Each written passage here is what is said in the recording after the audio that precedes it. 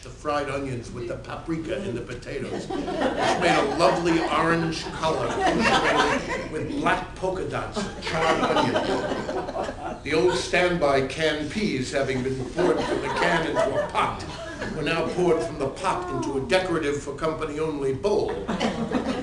Some sour pickles and, yes, sauerkraut were placed on a relish dish. The whole thing smelled wonderful. We returned with the main course unnoticed due to Benny's intense and persistent verbal barrage, which to my horror had turned once again to World War II. I say to you, they had to know people were being murdered. I say to you, what did they think was happening to all those families who were being loaded onto trucks and taken away? Where were they going, a ping pong match?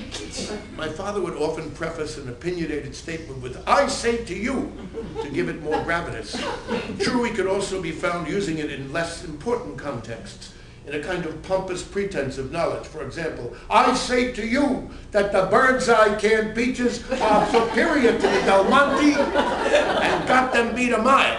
But on this occasion, Benny was really rolling. And he wasn't talking about canned fruit. He was engaged in a crusade to win the ethical debate of World War II. Unfortunately, he was debating himself, his would-be opponent being reticent to argue and entirely sympathetic to his point of view. I say to you the German people were 100% behind him. Elizabeth did not immediately respond, but she let out a quiet sigh. Dad, cut it out. She doesn't have to answer for Germany. For Christ's sake, she was 3 years old. No, Robert, don't be angry. I cannot speak for Germany, but I can speak for myself. Your father has asked honest questions, emotional questions. Elizabeth took Benny's hands in hers and looked into his eyes, much to his discomfort. What the Nazis did to millions of people can never be forgiven, she said. Can never be forgotten, though some Germans would like to, I know. Believe me when I say that there are many Germans, particularly the young, who believe this, as I do, Mr. Klein. We Germans, we must do everything to prove we are worthy of redemption in the future. In my heart, there is so much sadness and guilt for what happened, never mind that I was a child. There is a collective feeling of guilt, even among the innocent, because one is German. Do you believe me? Benny would not relent. He was a man who had something to get off his chest. He had always made these points to an audience of the convinced, relatives and friends, 99% of whom were Jews. Here he was being given the never-to-be-imagined opportunity to tell it to a German. It's not you. It's not your fault. It's them, he said. There's plenty of them walking around in Germany, criminals, murderers. They claim they never knew anything about what was going on. This may be true, but please believe me that there are more Germans who are not that way. What's the use of talking, my father said with disgust. I had heard this expression all my life in my father's disagreements with his wife and children. It was what he said when futile anger and a kind of fatigue came over him and defeated him. The argument was over. There was a long silence in the room, a very long silence. Finally, I could hear my mother inhale, about to speak. I put my finger to my lips and silenced her.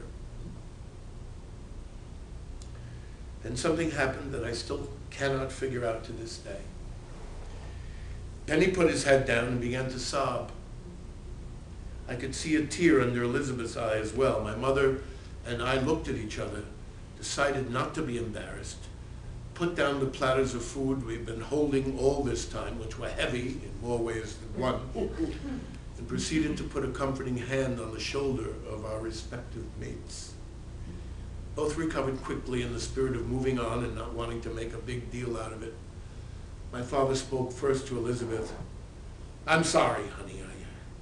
I felt so sad for a minute there. I'm sorry. Let's eat. I also felt emotional. I can tell you, so do not apologize, Mr. Klein. Call me Benny. You do not need to be sorry, Benny. All right, I said, let the world war be over and let the eating war begin. The tears had put a temporary crimp in some appetites, but soon enough the stuffed cabbage and pot roast were heavily dented, and Elizabeth couldn't stop raving about the Hungarian potatoes. After a dessert of pastries and coffee, Elizabeth asked my mother to play some more piano. My mother was a wonderful pianist. Benny's spirits were sufficiently improved that he took out his violin and did an assortment of shticks and funny faces that had the patina of many years of performance. though some were improvised. His horrible violin playing by itself was hilarious, and he was a big living room hit as usual. Directed most of his comedy toward our guest. One could almost say he was flirting with her, and who could blame him? You know something, honey? You're a real mensch, then he said to Elizabeth. It was one of his highest compliments. That is a good thing, no? She said. Are you kidding? Of course it's a good thing. Frida played her last song, Small Hotel, followed by the procession to the front door. Elizabeth said, thank you so much for your kindness and hospitality, and Benny, thank you for the vigorous conversation. Ah, you're such a talented family. God bless you. In the elevator on the way down, we caught it lucky and were alone. A situation I took full advantage of. I could not wait to put my hands on her, to kiss her, this wonderful girl. A first for me, by the way, kissing in the elevator I had spent so much of my life in. Later in the narrow bed, squished delightfully together, we spoke less than usual, but were communicating more. The day's events had made us more thoughtful, more confident, as if something important had been accomplished, a hurdle overcome. It was not the conventional idea of seeking parental approval or bringing home one's intended to meet the folks. It was more the feeling of a huge object, a glacier comes to mind, being moved a short distance when no one believed it could be done. This was really good stuff. Good night, Robertson, she said. Good night, my darling mensch, I said. There was a giggle and a squeeze, and the harpsichord played the well-tempered clavier, and that's all I remember. It's a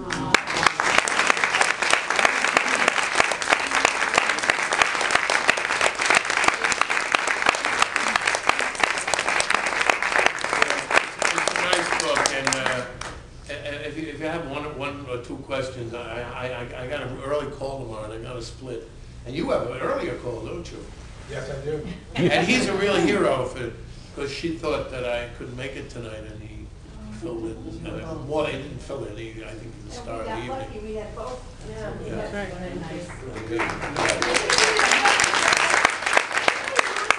Yeah, maybe Stacy can do it for you, and then you can get them signed afterwards. And just let's take 5 minutes to just buy books, and then 5 minutes, just 5. 5 minutes, go buy books, and then we're going to come back and we're going to ask Robert and Gary. That's not enough time. Well, because they're going to go fast. They're going to go fast. Go fast. Yeah, you can ask Robert questions while we're doing books.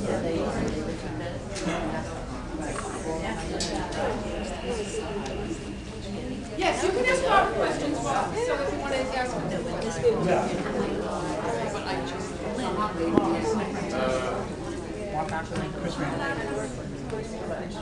My mother's